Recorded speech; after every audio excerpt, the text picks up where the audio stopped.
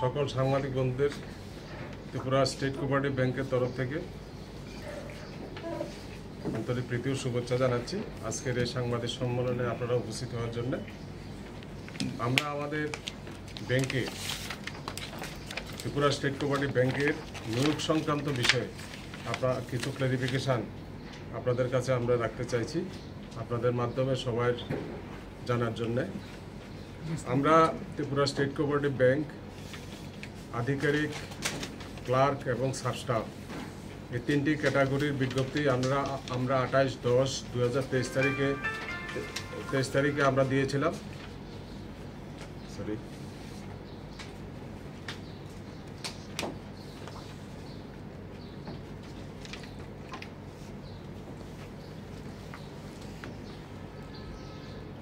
28/10/2023 তারিখে আমরা দিয়েছিলাম। এরপরে রেজিস্ট্রেশন প্রক্রিয়া শুরু হয় এবং আমরা দিয়েছি দায়িত্ব, রিক্রুটমেন্টের দায়িত্ব Indian institute of banking personal selection, যাকে সংক্ষেপে বলে IBPS, যারা আমাদের দেশের সর্বোচ্চ সংস্থা, যারা ব্যাংকের আধিকারিক, করণিক এবং গ্রুপ ডি সাবস্টাফ এদেরকে নিয়োগ করে, মাল্টিটাস্কিং স্টাফ তাদেরকে নিয়োগ করে। তাদেরকে আমরা এই প্রথমবার ত্রিপুরা স্টেট কোঅপারেটিভ ব্যাংকে IBPS এর মাধ্যমে রিক্রুটমেন্ট প্রসেস শুরু হয়েছে। তো সেই নোটিফিকেশানকে কেন্দ্র করে আমাদের রেজিস্ট্রেশন কমপ্লিট হয়েছে আমাদের 28/11 নভেম্বরে, আমাদের 28/11-তে শেষ হয়েছে। এরপরে IBPS কর্তৃপক্ষ, যারা রিক্রুটমেন্ট সংস্থা, তারা তাদের বিভিন্ন প্রসেসিং আছে, প্রসেসিং প্রক্রিয়া, সেন্টার সিলেকশন, ওগুলো তারা করেছে। আমাদের কাছে আমাদের আগরতলাতে, যেহেতু ত্রিপুরা স্টেট কোঅপারেটিভ ব্যাংক আমরা PRTC বাধ্যতামূলক করেছিলাম, আমরা পুরো এক্সামিনেশনটাই প্রসেসটা আমরা ত্রিপুরাতে শেষ করতে চেয়েছি, কিন্তু বাদ সেজেছে আমাদের এখানে কম্পিউটার যে বলে, যেগুলোকে নোটস বলে, বা কম্পিউটার যে টার্মিনালের সংখ্যা খুবই কম। প্রথমে আমরা পেয়েছিলাম 290টি, তারপর আমরা বিভিন্ন নিলিট, বিভিন্ন সেন্টার, ইকফাই এবং আদার ইনস্টিটিউট, 2-একটা ইনস্টিটিউট আছে, তাদের সঙ্গে যোগাযোগ করে আমরা এখন পর্যন্ত অ্যাভারেজ 550টা টার্মিনাল আমরা ঠিক করতে পেরেছি ত্রিপুরাতে। এবং অ্যাকর্ডিংলি আমাদের রেজিস্ট্রেশন যখন কমপ্লিট হলো, আমরা দেখলাম ত্রিপুরাতে সর্বকালের রেকর্ড যে 19,664 জন যোগ্য আবেদনকারী আমাদের দরখাস্ত জমা পড়েছে আমাদের কাছে। আর যতগুলো ব্যাংকে আপনারা দেখেন পরীক্ষা হয়, এত দরখাস্ত পড়ে না। এটার মেন কারণ হচ্ছে আমরা 3টে ক্যাটাগরিতে আমরা বিজ্ঞপ্তি দিয়েছিলাম, সেই কারণে সেটা হয়েছে। যার ফলে হয়েছে কি, IBPS এর নিয়ম অনুসারে IBPS 3টে সেটের বেশি কোশ্চেন করে না, এবং সেই কারণে 3টে শিফটে দেখা গেছে আমরা আগরতলাতে আমাদের একদিনে 3 দিন পরীক্ষা হবে। পরীক্ষার ডেটও আমি বলে দিচ্ছি, পরীক্ষা হচ্ছে 3rd, 4th and 5th মে, এই 3 দিন পরীক্ষা হবে। এই 3 দিনে 3টে শিফট করে পরীক্ষা হলে আগরতলাতে সর্বসাকুল্যে 3 দিনে পরীক্ষা নেওয়া যায় 5022 জনের পরীক্ষা। তো সেই ক্ষেত্রে আমাদের 14,642 জনের একটা গ্যাপ থেকে যায়। তখন আমরা IBPS এর সঙ্গে সেটা আমরা টেক আপ করলাম যে আমাদের যেহেতু ত্রিপুরা রাজ্যের ব্যাংক, আপনারা ট্রাই করুন এখানে আমরা পরীক্ষাটা ত্রিপুরা রাজ্যে করা যায় কিনা। অ্যাকর্ডিংলি তারা অনেক চেষ্টা করার পরে সর্বসাকুল্যে 550টা টার্মিনালের বেশি এখানে করা যাচ্ছে না, কোনো রাস্তায় নেই। তখন এই পরীক্ষা নিয়ে তো আমরা ঝুলিয়ে রাখতে পারি না, কারণ আমাদের কর্মী স্বল্পতা, আজকে থেকে 3 বছর ধরে কর্মী স্বল্পতা চলছে।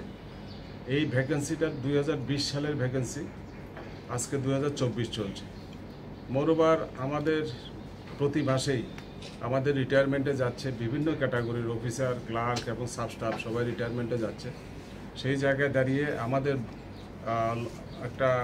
আমরা ইতিমধ্যেই আমরা ঘোষণা দিয়েছি, আমরা 10টা ব্রাঞ্চ খুলব, 14টা লাইসেন্স পেয়েছি। তো এইসব ব্রাঞ্চগুলো খুলতে গেলে কর্মীর প্রয়োজন, সেই জন্যে আমরা এই নিয়োগ প্রক্রিয়াটা আমরা শেষ করতে চাইছি। তো অ্যাকর্ডিংলি IBPS তারা বলেছে যে এই প্রসেস কমপ্লিট করতে গেলে ত্রিপুরাতে হবে না, অ্যাডজাস্টেড স্টেটে আপনাদের সিট নিতে হবে, যেগুলো ন্যাশনালাইজ ব্যাংকের ক্ষেত্রে হয়। সেই ক্ষেত্রে আমাদের বিজ্ঞপ্তির 6 নম্বর ধারা অনুযায়ী আমরা একটা নোটিফিকেশানে আমরা দিয়েছিলাম যে যদি ত্রিপুরাতে আমাদের যে আসন সংখ্যার মধ্যে যদি পরীক্ষা কমপ্লিট করা না যায়, তাহলে পার্শ্ববর্তী স্টেটে যে কোনো সেন্টারও করা যেতে পারে।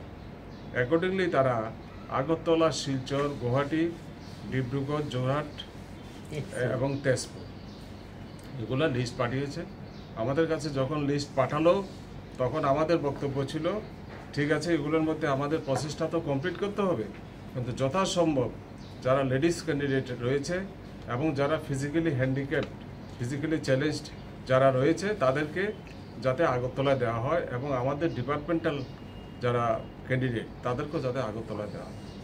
আমরা সেভারাল লোকেশন আমরা রিকোয়েস্ট করেছি। রিকোয়েস্ট করার পর IBPS এটা টেক কেয়ার করেছে, এবং ম্যাক্সিমাম লেডিস এবং ফিজিক্যালি চ্যালেঞ্জ প্রায় বলতে গেলে 100%, এবং আমাদের ডিপার্টমেন্টাল ক্যান্ডিডেট 100% আগরতলাতে প্রোভাইড করেছে।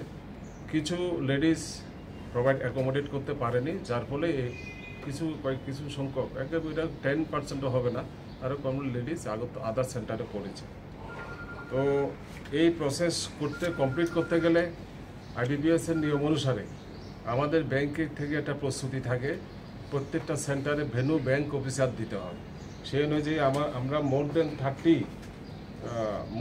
30 অফিসারকে আমরা ইতিমধ্যেই আমাদের প্রস্তুতি হিসাবে তোলার জন্য আমরা এখান থেকে লোকালি আরও 10 জনকে দেওয়া হবে।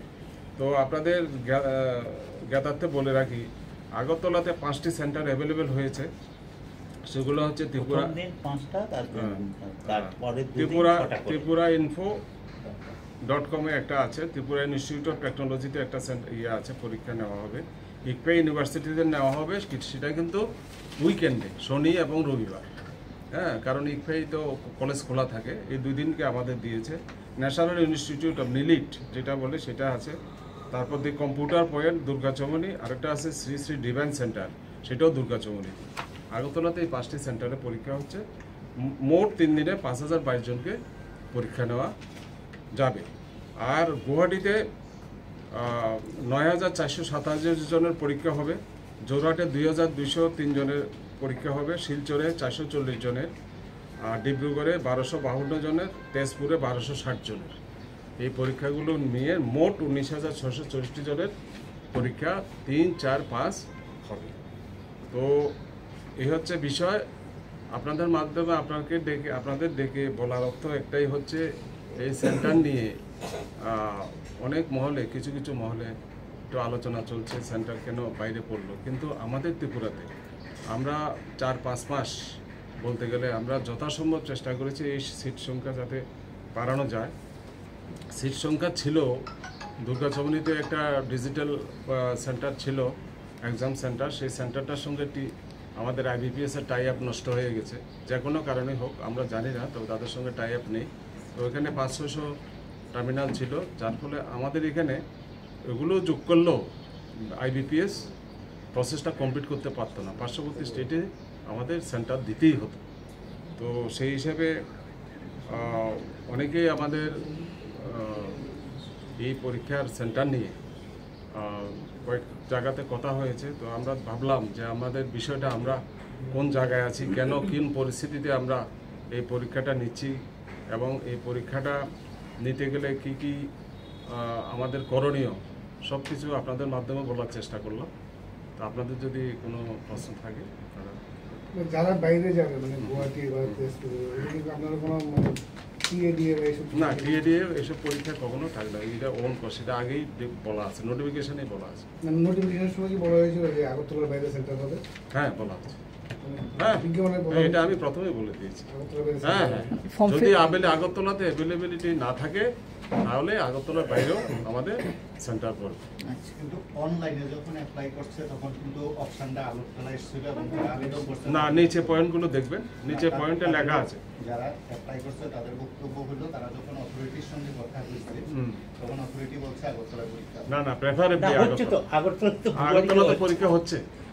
আগরতলা প্রেফারেবলি আগরতলা, এবং নিচে পয়েন্টগুলো যে নোটিফিকেশনটা আপনারা দেখবেন, সেই জন্যই তো আপনাদের মাধ্যমে জানিয়ে দেওয়া।